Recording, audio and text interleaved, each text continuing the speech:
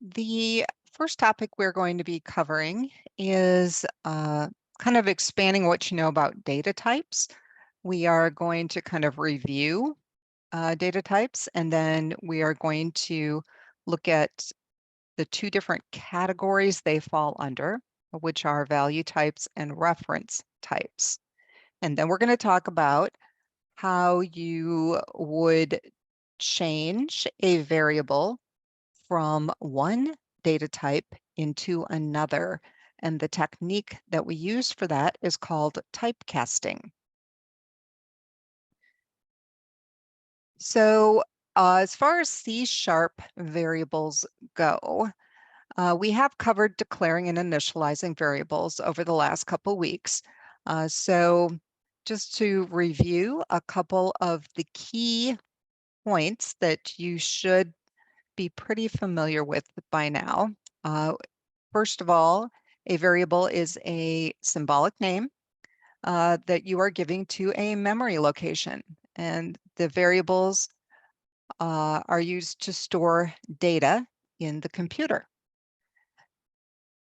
In C#, you have to declare a variable before you can use it. And when you declare it, you have to give it a name and you have to give it a data type. The data type is necessary so it knows how much memory it needs to use to store values that you're going to place into the variable. Once you declare a variable,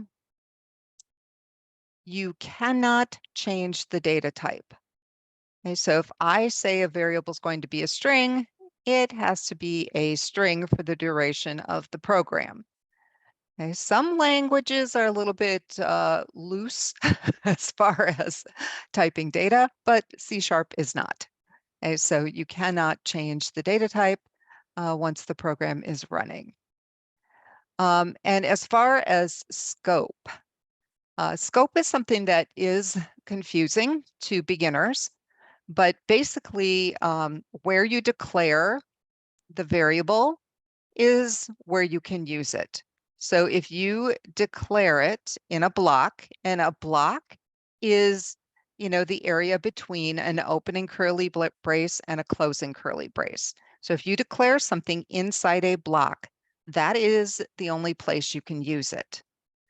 If you declare something, at the top of the main method, then you can use that variable anywhere inside main. Okay, so where you declare it affects where you can use it. It also affects how long the value stays in the variable. So if you declare something inside a while loop, okay, so let's say you declare an integer inside the a while loop.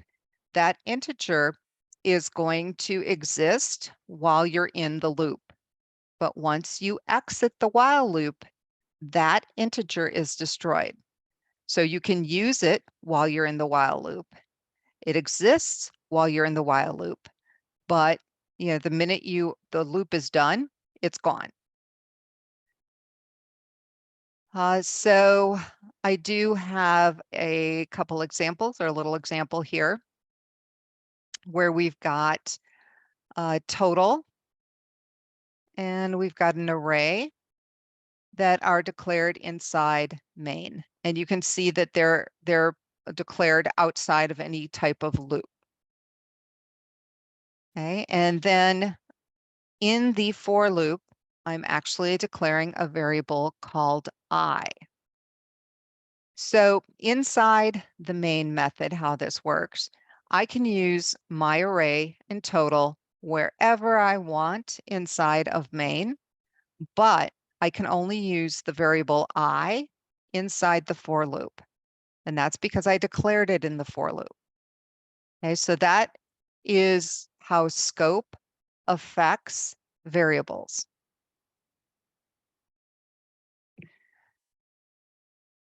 Once a variable is declared using a data type, you can't change the variable to a different type. And we already talked about that, but I do have an example. So if I have age variable that I set as an integer and I put a value in it, I can't then change age to a float. It's just not going to let me. Now, what do you do if you're not sure of what a variable's data type should be? Then you can use keyword var, var, and you can use that to declare the variable. And then the compiler actually looks at the data that you're going to put in the variable, and it determines what the data type is. Now, in order to use var, you not only have to declare the variable, you have to initialize it. So you got to put a value in there. Otherwise, the compiler is not going to know what type of data it is. So where you typically will use var, or where a good place to use it is, if you are dealing with an array list that can store different data types. Okay, so an array list is kind of an unusual structure because we can store strings, and we can store integers, and we can store a float in there. Let's say you've got an array list and you want to do a for each loop. Well, that kind of presents a problem, right? Because you've got different data types. So that is a really good place to use var. So we have var d, and if we use it like this, where we're just writing out the value of d, it works perfectly, and it handles all the different data types.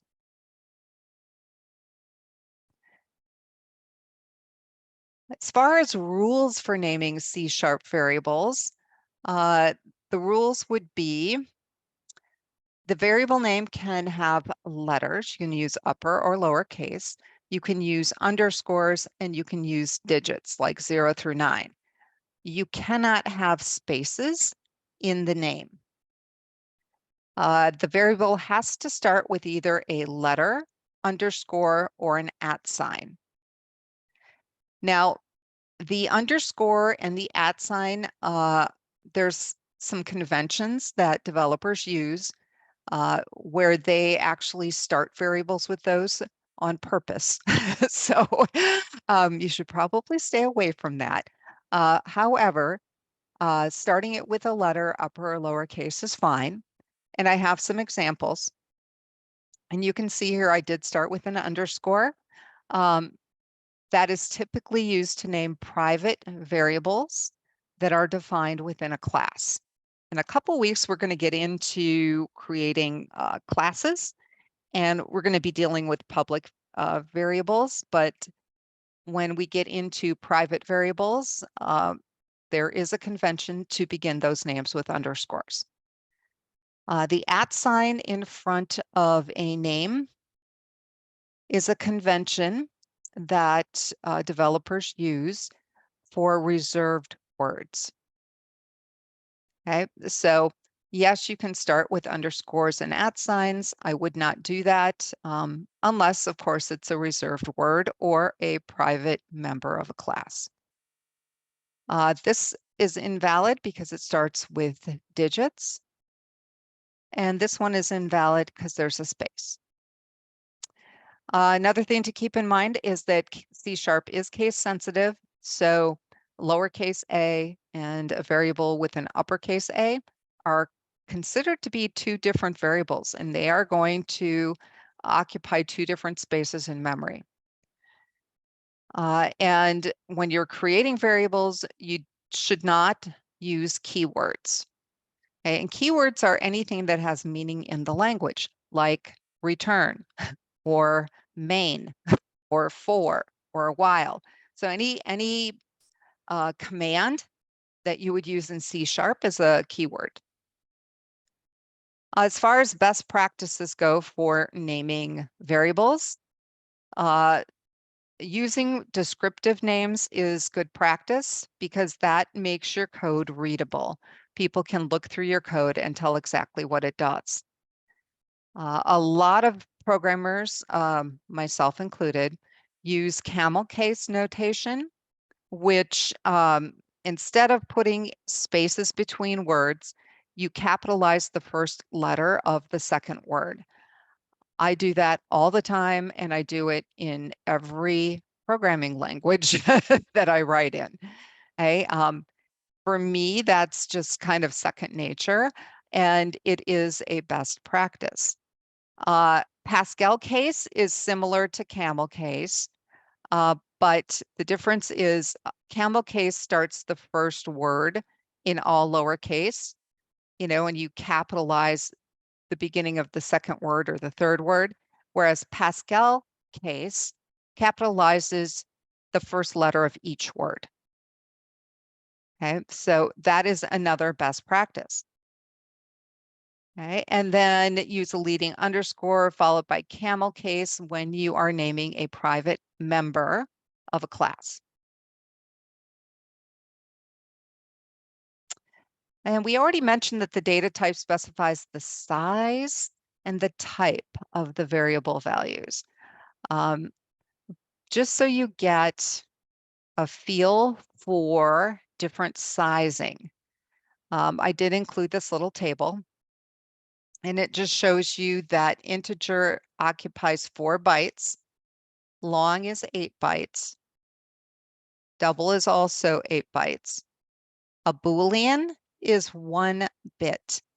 So a byte is 8 bits, and a bit can be a 0 or a 1. Okay, so a 0 is a bit, a 1 is a bit. You have 8 zeros or ones, and you have a byte. The characters at your keyboard have a specific sequence of zeros and ones for every single character. Okay, so they are a byte. If you want to store a character like a letter, then it's going to take up 2 bytes of memory. Okay, and the way you enter that is you put it in single quotes. A string takes up 2 bytes per character. So a string is more than one, and it is in double quotes. Okay, so string is double quotes, character is single quotes. Okay, so if I wanted to store a character, I'd say character quit equals yes. Okay, that's how I would key that in.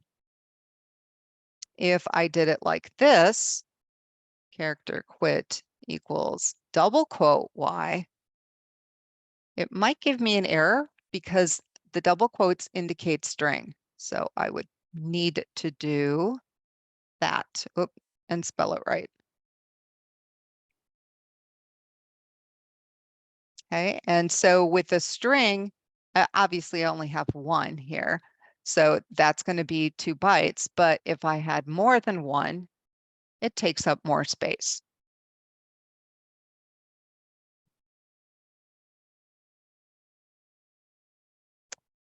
So now that we've talked about data types, or we've kind of reviewed them, we're going to get into value types, reference types, and what the heck are primitives. Okay, so there are 2 classes of data types. We have value types and we have reference types. And the 2 classes are categorized based on how they store their value in memory and what type of memory they are using. Okay, so I do have a little graphic here for those of you that are a little bit more visual. We've got value types and reference types. And these are not exclusive lists, but just to kind of give you an idea. We have simple types, which is integers and float and character and Boolean. Enums, we have not talked about. Structure, we haven't talked about. Those types we will talk about in probably the next course. We have class types, which we will get into this semester. Arrays, which we have discussed already. Those are reference types. Okay, so just to kind of let you know, we're dealing with variables and structures that go into two different areas of memory. So value types, this is primarily what we have been dealing with. And value types go into an area of memory called the stack. And so we have a whole list of value types, and this is primarily what we have been using this semester. And so how this works is we declare our variable. Let's say we've got integer I, and we're storing 100 in it. So it goes out and it grabs a space in memory based on the fact that the data type is an integer. So that tells it how much space to grab. And our memory has a specific address that it then associates with the variable I. So this little graphic is showing you the memory address, it's showing you the variable I, and it is showing you the value that is being stored. Every time you run your program, it is going to store the value for I in a different location. Okay, it's not always going to be at the same location. What is a primitive?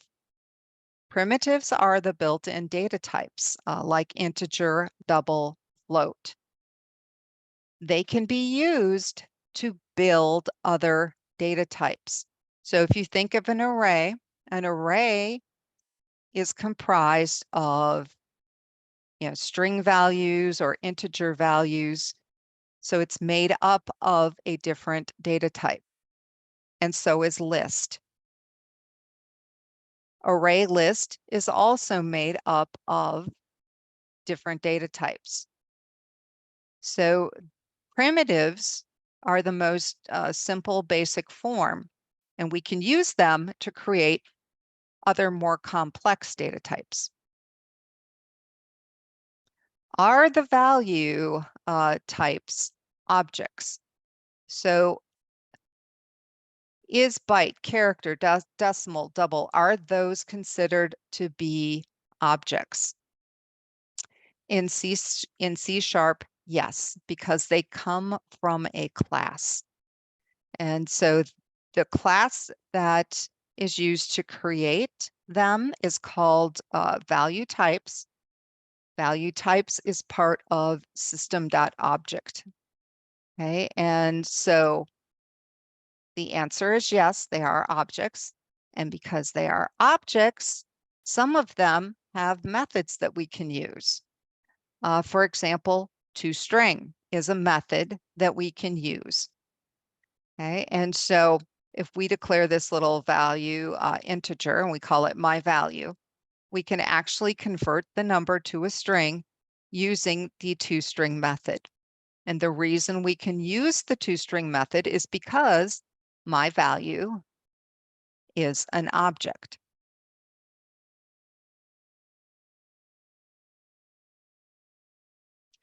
So we said that value types are stored in the stack.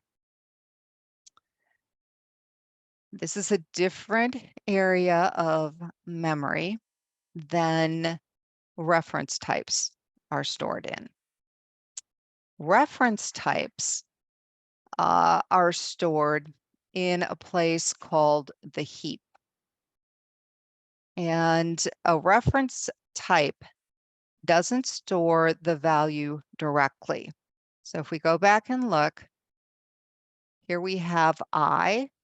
This is the memory location, and right at that location is where the value is stored. Reference types don't work like that. Reference types store a memory location that points to the actual location of the value. Okay, so if we have a string called S, okay, and we put hello world in there, S is referring to this memory location, but that is not where hello world is stored. Hello world is actually stored over here. So basically, S refers us to the actual location. It is a reference type. Okay, and reference types are strings, arrays, classes, delegates, uh, and reference types are stored in a place called the heap. So what is the difference between the stack and the heap? The stack stores temporary variables, and these variables are created by a method. So we create variables in main. We have methods that we call that can create variables. But the key here is that the value is temporary. So when we exit the method, the value is destroyed. Okay. So the stack is considered temporary storage because when you are done with your task, that memory is erased. The stack is faster than the heap, but the size of the variable is fixed and it cannot be adjusted, which is why lists and array lists are not stored in the stack, right? Because you can expand the size, so they cannot go into the stack. The heap stores global variables, which are declared above main. And these variables retain their value the entire time the program is running because they exist outside of all the methods. They aren't part of main or any other method. The heap does not put a size limitation on variables. So lists, array lists, that type of thing are stored in the heap. So anything that has a dynamic size would go there. The heap uses areas of memory that are not next to each other. Okay, and that's what this little example was showing, right? S, which is our variable, points us to a location, but that is not where the string is stored. The string is stored somewhere else. So this location simply refers us to the actual spot that that string is located in. This does let us utilize our memory better. However, retrieving things can be a little bit slow because if we say, you know, we want to write out string S to the console, it has to go to this memory location, but that's not where the string is. So then it has to jump over here, retrieve it, and write it to the console. And that takes longer.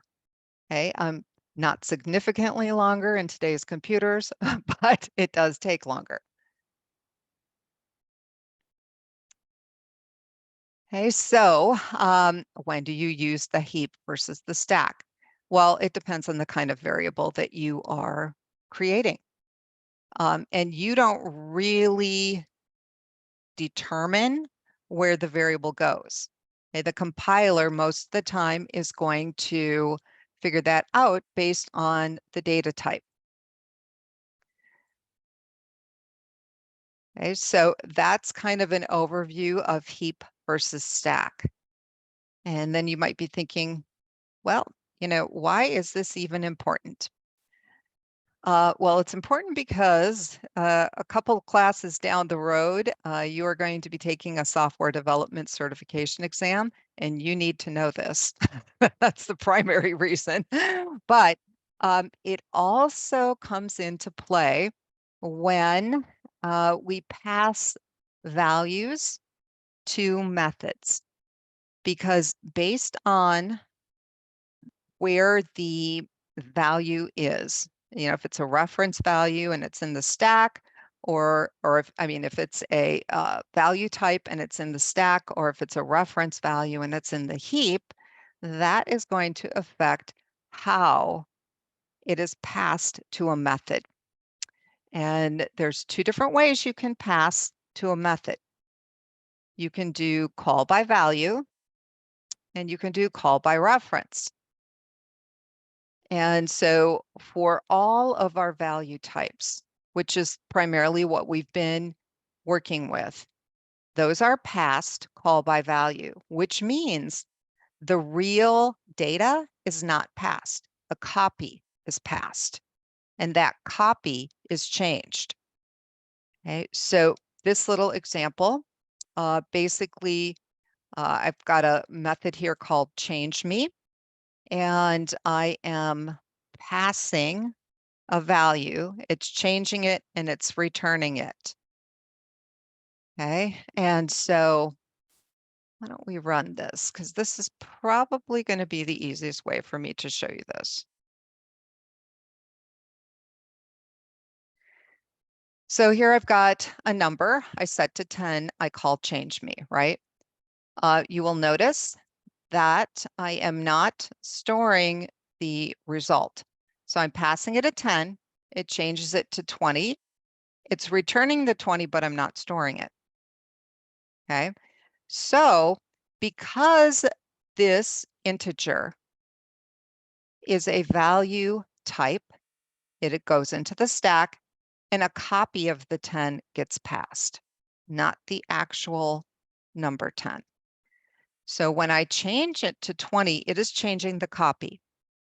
So when I come up to main, if I don't store that change, then this number is going to remain 10. And you'll see that when I write to the console. In this call, I'm doing the same thing. I'm calling change me and I'm passing number. But when it returns, now I am storing the value, okay, because it changed the copy. So when I come back up here, if I store that value, then I do have the change. So let's run this so you can see it. Okay, so the first time, okay, you can see it did not change because I did not store the change and it did a copy. The second time I stored the change and it has it. Okay, so that is call by value. Okay, it stores a copy, or it sends a copy. So call by reference is different. Call by reference sends the real thing. It does not send a copy. By default, arrays are reference variables, which means they go into the heap. And when you send them to a method, you are not sending a copy, you are sending the real thing. And if you change that array, it's changed. So you don't have to return anything. Okay, it changes the real thing. So let's copy this and run this.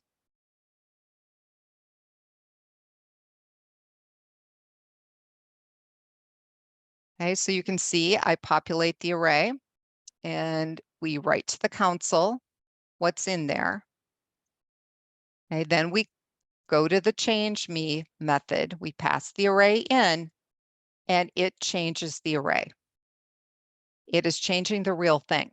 So then when we come up here and we write to the console, you will see that those values are different. So those are the originals and these are the new values. Okay, because arrays are reference values and they are passed using call by reference.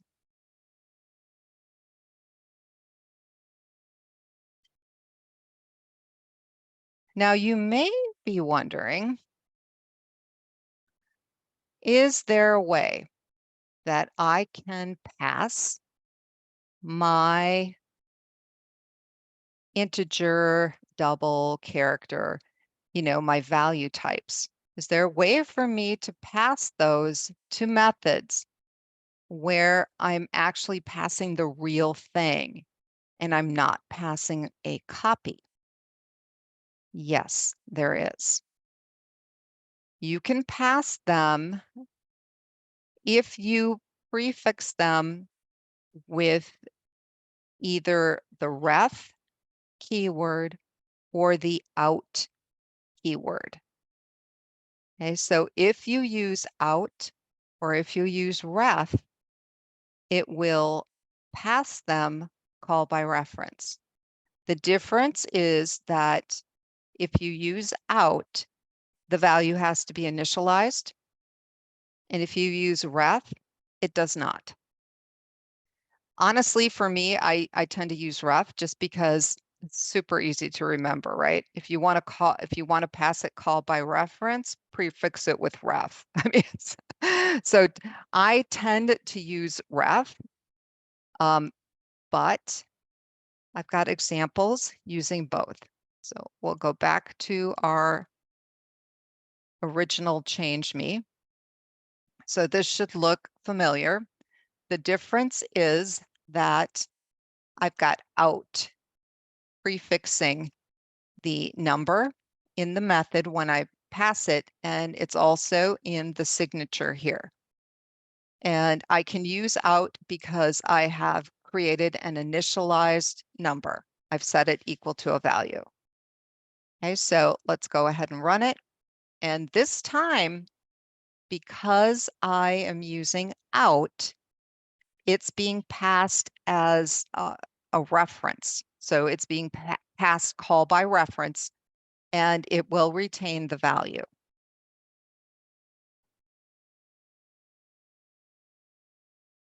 Okay, so you can see that it kept the value 20. Now, ref works the same way.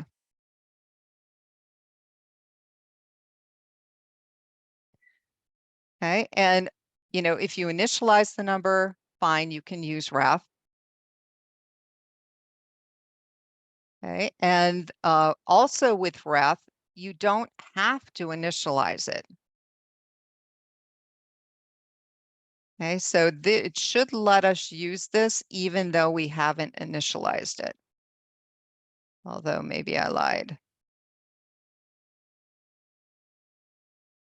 Yep, it's not liking it. So we'll just say 0.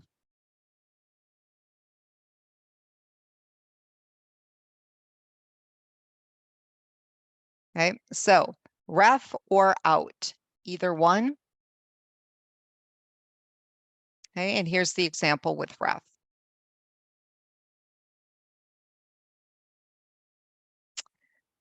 Now, what you guys may not realize is that even though an array is a reference variable, if you index into an array and you just grab one value, then it is treated as a value type. It is not treated as a reference type. So the C# compiler does not look at one value as being part of an array. Okay, it looks at it as a single value. And when you pass that to a method, it passes it as a copy. Okay, and so that is what this is going to show you. So if you don't want it to pass as a copy, you can see I put ref in here. So this is going to run through change me, where I've got ref in the signature. And this one, I don't use ref. And it's going to run through this. So this first one will retain the value and the second one will not. Okay, and so let's go ahead and run this.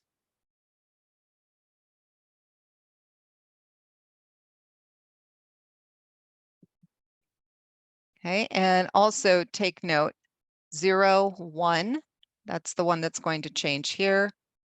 2, 3, this is the one that we're attempting to change here, but it will not change because it is passing a copy.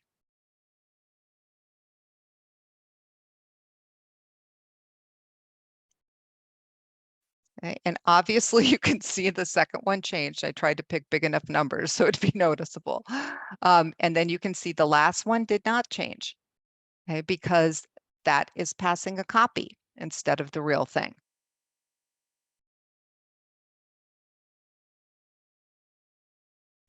So we've talked about the data types and how much memory they take up and the part of memory that they are, stored in.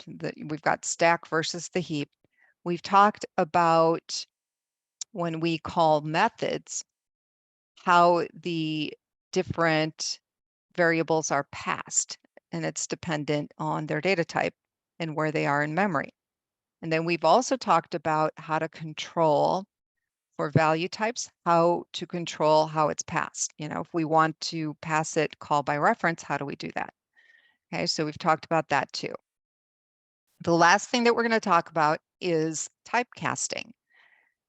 So there may be instances when you want a variable of one type to be converted into another.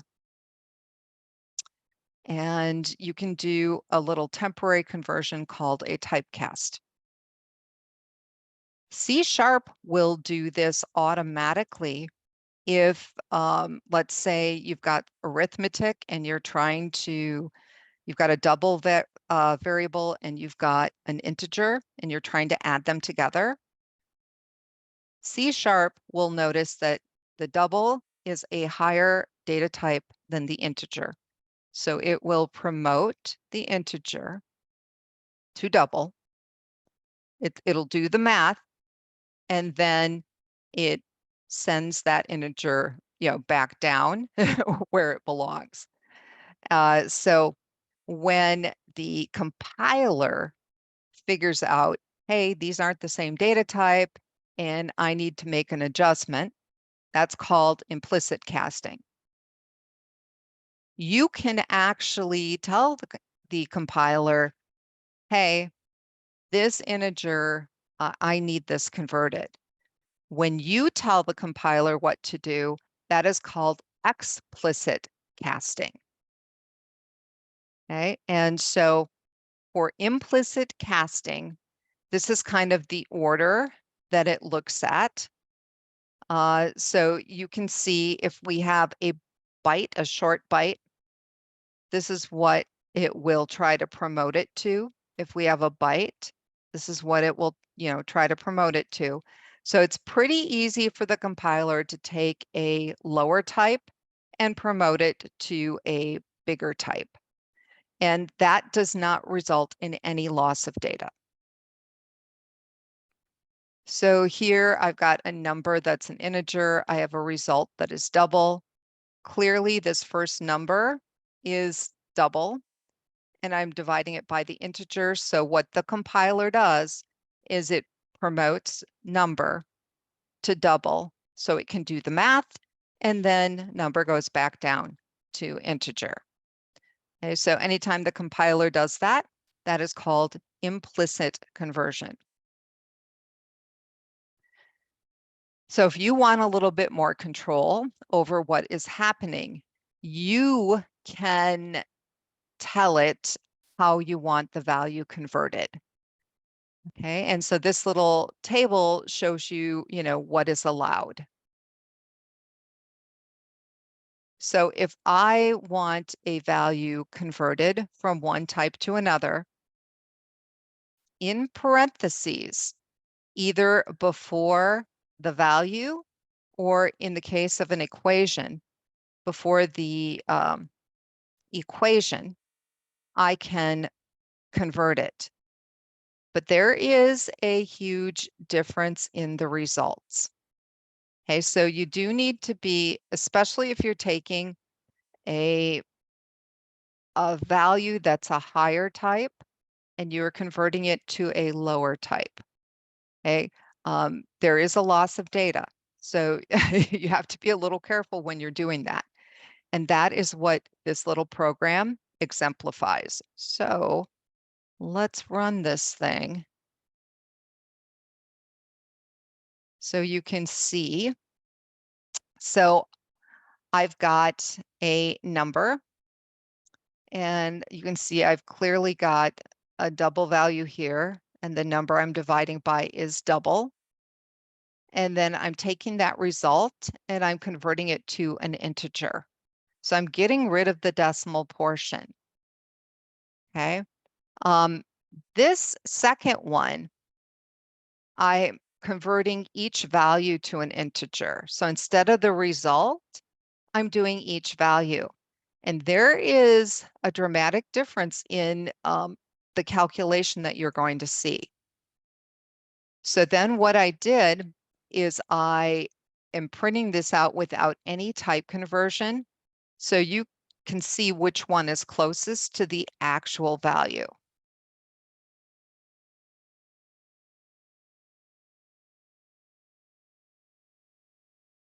So the first one, where I'm taking the result and converting it, it's 1219 because integer gets rid of the decimal. The second one, it's basically taking the first number and it's getting rid of 0.33.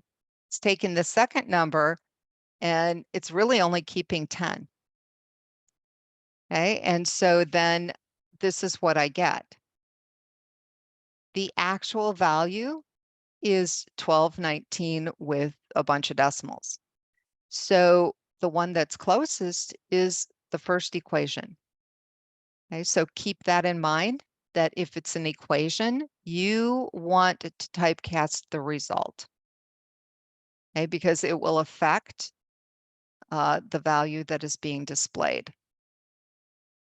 And to typecast, all you do is you put the data type that you want it to use in parentheses.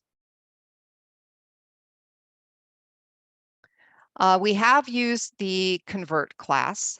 We have used it previously in the semester, but I did kind of review it here because we haven't used it a whole lot. But you can see that we can convert to Boolean or character or double. And so here is a little program. Okay, so I've got an integer, I've got a string, and what I'm doing is I'm taking the number and I'm converting it to a string. And then I'm taking the number, which was an integer, and I'm converting it to double. And that is all that the program is showing you. As far as the output goes, there is no difference in how it looks. There is a difference in how these values are being stored. Okay, so double takes up more memory, and that goes into the stack. Integer is also stored in the stack, but a string is stored in the heap. Okay, so these are in different areas of memory, and they're taking up different amounts of memory.